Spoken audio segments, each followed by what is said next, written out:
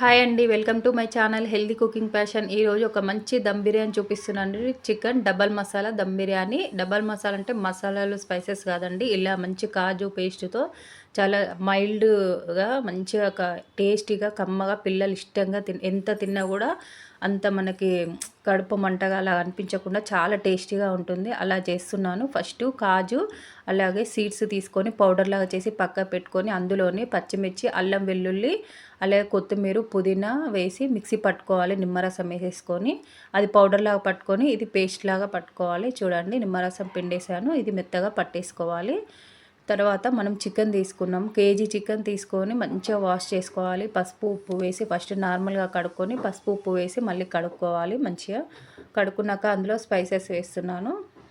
కారం వేసాను, అలాగే సాల్ట్ మనకు సరిపడా మనం ఎంత తినగలం అంత. ఇది కేజీ చికెన్కి సాల్ట్ వేసాక అలాగే పసుపు, మనం గరం మసాలా, ధనియాల పొడి. గరం మసాలా కూడా ఇంట్లో చేసిందేనండి. అన్ని మసాలాలు కలిపి ధనియాలు వేసి మంచిగా మిక్సీ పట్టుకున్నాను. మంచిగా వేయించి అది గరం మసాలా వేసుకొని ఇప్పుడు ఫస్ట్ కాజు సీడ్స్ పౌడర్ చేశాను కదా, ఆ పౌడర్ వేస్తున్నాను. దీనివల్ల చాలా కమ్మగా బిర్యానీ చాలా టేస్టీగా ఉంటుంది. కొంతమంది స్పైసీగా ఇష్టపడని వాళ్ళకి ఇలా చేయండి, చాలా ఇష్టంగా తింటారు. ఈ బిర్యానీ చాలా మైల్డ్గా ఉంటుంది. ఎంత తిన్నా కూడా మనకి అట్లా తిన్న ఫీలింగ్ ఉండదు. చాలా టేస్టీగా ఉంటుంది కమ్మగా. మీరు తప్పకుండా ఇలా ఒకసారి ట్రై చేయండి. వీడియో మాత్రం స్కిప్ చేయకుండా చూడండి వీడియో మొత్తము. ఇప్పుడు ఆనియన్స్, బ్రౌన్ ఆనియన్స్ కూడా వేస్తున్నాను. వేసి అంతా కలిపేసుకోవాలి. జీరా పొడి కూడా వేసాను, ఒక అర స్పూన్ అంతా. మనం మిక్సీ పట్టుకున్న పేస్ట్ కూడా వేసేసుకోవాలి. చూడండి, పేస్ట్ కూడా వేసేసుకొని ఈ పేస్ట్ వల్ల మన గ్రేవీగా ఎక్కువగా వస్తుంది. మసాలా అంటే మనకి రైస్కి ఇంకా కర్రీస్ ఏం అవసరం లేదండి. మనం మళ్ళీ పక్కన వేరే ఏం చేసుకునే అవసరం లేదు. ఉట్టి బిర్యానీ మంచిగా తినేయచ్చు, చాలా టేస్టీగా ఉంటుంది.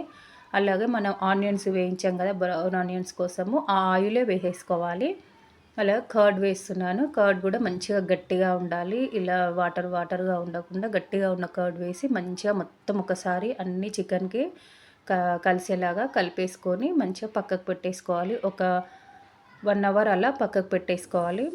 అరచెక్క నిమ్మరసం పిండాను. ఆల్రెడీ హాఫ్ చెక్క పిండేసాను ఫస్ట్ పుదీనా పేస్ట్ చేసేటప్పుడు. ఇప్పుడు హాఫ్ చెక్క. ఇంకెక్కువగా వేస్తే కూడా బాగోదు, పుల్లగా అట్లా అనిపిస్తుంది. ఇంత ఒక నిమ్మకాయ అయితే సరిపోతుంది కేజీ రైస్కి. ఇప్పుడు మనము ఇది 1 అవర్ పక్కకు పెట్టేసి మనం అది 1 అవర్ అయిపోయాక మనం స్టార్ట్ చేయాలి ఈ ప్రాసెస్. అప్పటి వరకు అది నానిపోతుంది మంచిగా. ఇప్పుడు ఒక గిన్నె తీసేసుకొని మనం వాటర్ వేసేసుకోవాలి. రైస్కి మనం ఎక్కువ వాటర్ వేయాలి.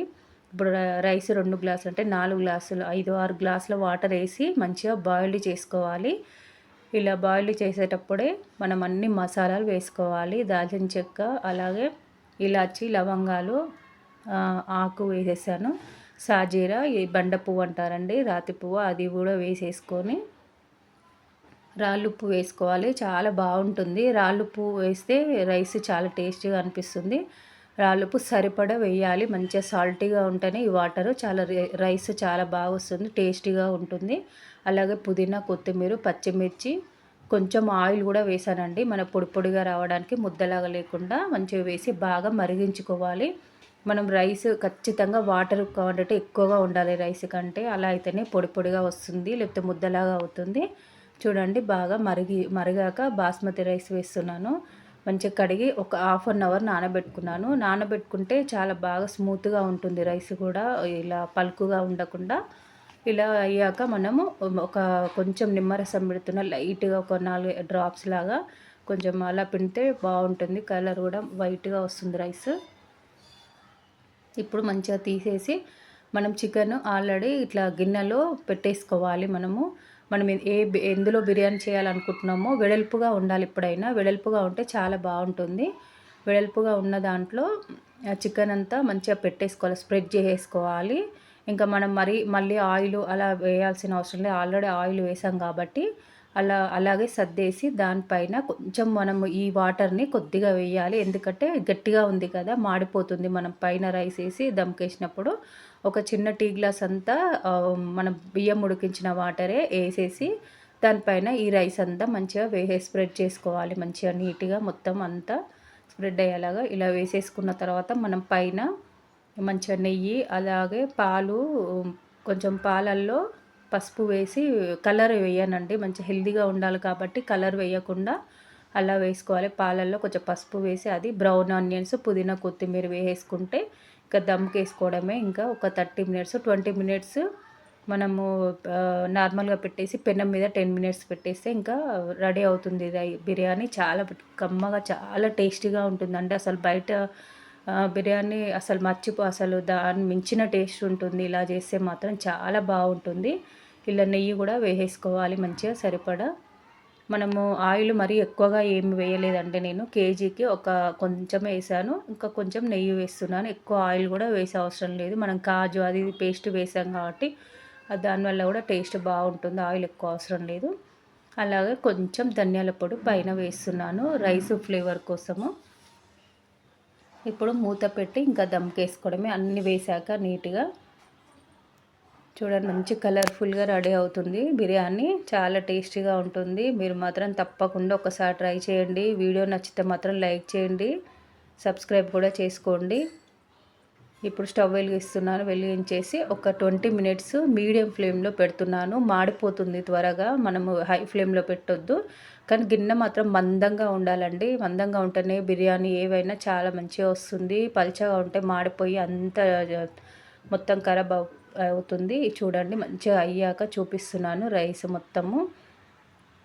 చాలా టేస్టీగా వచ్చిందండి. చాలా కమ్మగా అసలు పీసెస్ కూడా చాలా స్మూత్గా ఉడకాయి. మనం 1 అవర్ పెట్టాం కాబట్టి చాలా మంచి గ్రేవీ కూడా చాలా టేస్టీగా ఉంది. మనం బాదం కాజు వేసాం కదా, కాజు పౌడర్ చూడండి పీసులు ఎంత బాగా ఉడికిందో. మనకు మంచిగా రోస్ట్ లాగా అయిపోయింది కింద. అది మనం కర్డ్ అది గట్టిగా వేసాం కదా వాటర్ లేకుండా, ఇలా మంచిగా రోస్ట్ లాగా అవుతుంది. చూడండి ఎంత బాగా వచ్చిందో రైస్, మంచిగా టేస్టీగా ఉంది. మీరు కూడా ఇలా ఒకసారి చేసుకొని ట్రై చేయండి. చాలా టేస్టీగా ఉంటుంది. పీసెస్ కూడా స్మూత్గా మంచిగా ఉడికిపోయాయి. చాలా కమ్మగా ఉంది. మా పిల్లలు చాలా ఇష్టంగా తిన్నారు. బిర్యానీ చేయమని ఊరికే అడుగుతారు. ఇలా ఎక్కువగా చేస్తాను నేను. ఎందుకంటే కాజు ఇవి తిన్నా కూడా హెల్త్కి మంచిది కదా. పిల్లలకి ఏదో రూపంలో పెడుతూనే ఉండాలి.